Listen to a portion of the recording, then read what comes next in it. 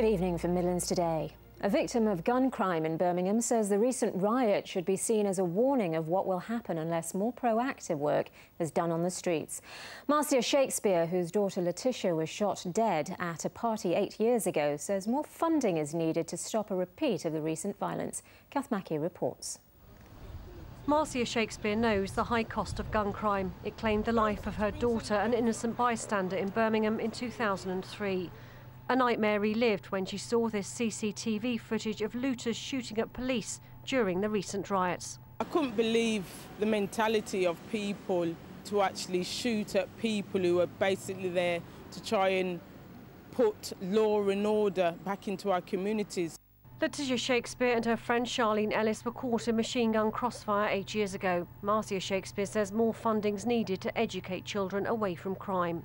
Early intervention projects, rehabilitation projects, they need funding, they need some resources of finance to actually continue with these work. Or the problem we had with rioting previously is just a warning. That's not the real deal.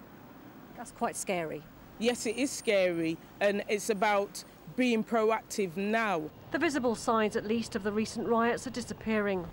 This is one of the few boarded up shops you'll see now in Birmingham city centre. Repair works have been going on all week. And now the man credited with helping restore calm, Tariq Jahan, is being nominated to carry the Olympic torch. His son Haroon was one of 3 men killed during the riots in Winson Green, and the Prime Minister is being urged to support the campaign. If it hadn't been for Tariq, we would have had chaos on the streets. All the youngsters were getting ready to take revenge, whatever.